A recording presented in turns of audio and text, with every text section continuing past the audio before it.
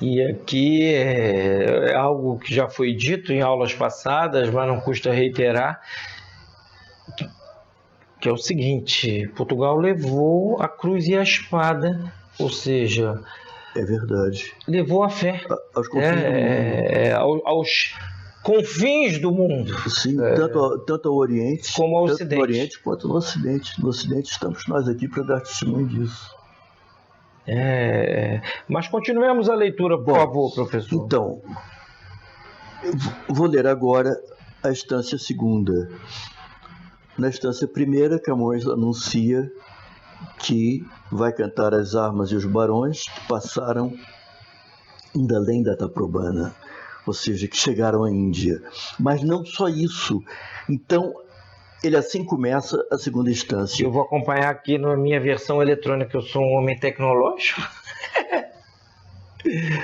E também as memórias gloriosas daqueles reis que foram dilatando a fé, o império e as terras viciosas de África e de Ásia andaram devastando. E aqueles que por obras valerosas se vão da lei da morte libertando.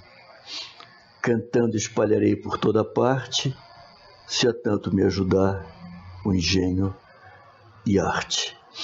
As memórias gloriosas daqueles reis que foram dilatando a fé e o império são os reis que promoveram a expansão de Portugal para além do continente europeu.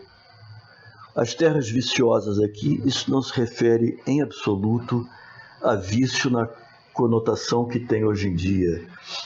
As terras viciosas são as terras imersas no erro do paganismo ou de falsas religiões outras.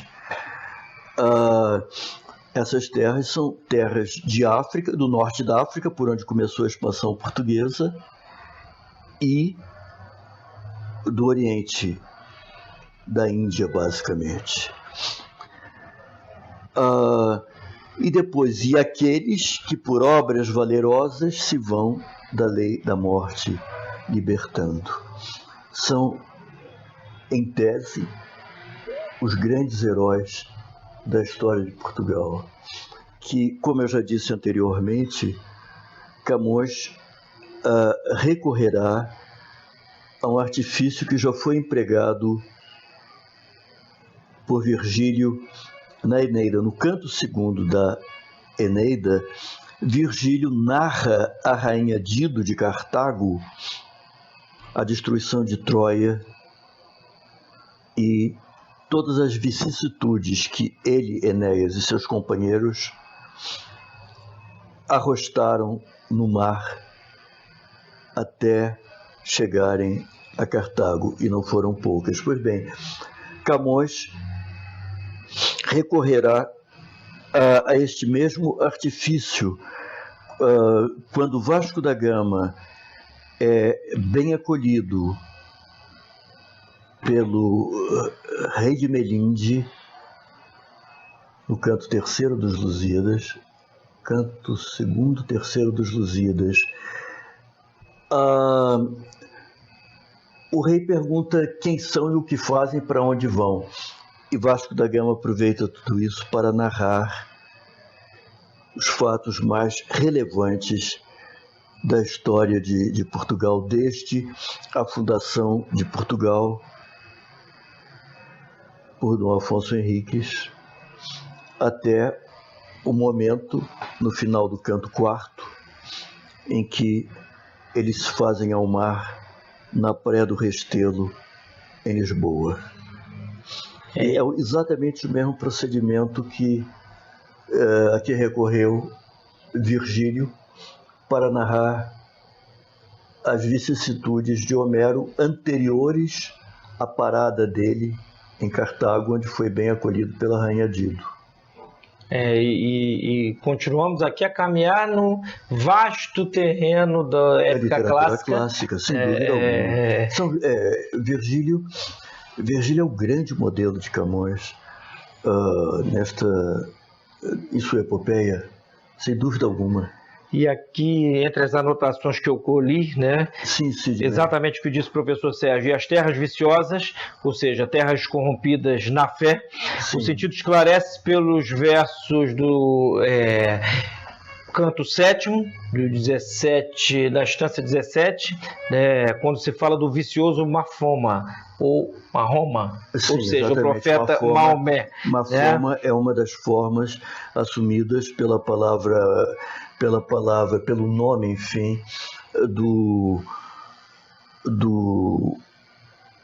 inventor do islamismo. E diz Camões, noutra altura, de África e de Asa andaram devastando, assolando, destruindo, arruinando.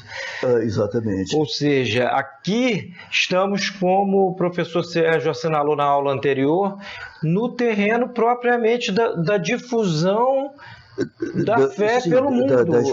Da expansão de Portugal. E é o caso de notar também que Camões não tirou nada disso da inventiva dele, da fantasia poética. Camões conhecia bem os documentos históricos, os cronistas que o antecederam. Ele certamente conhecia a crônica da conquista da Guiné e conhecia também o maior dos cronistas portugueses. E por aí se vê com Fernão Lopes. O cabedal de conhecimentos desse homem. Espantoso. Numa destas clássicos e coetâneos a ele. Sim, e imediatamente anteriores, medievais da história de Portugal. Numa destas aulas, Sidney, eu trarei aqui um livro que eu tenho, que é um livro muito importante, chamado Fontes dos Lusíadas.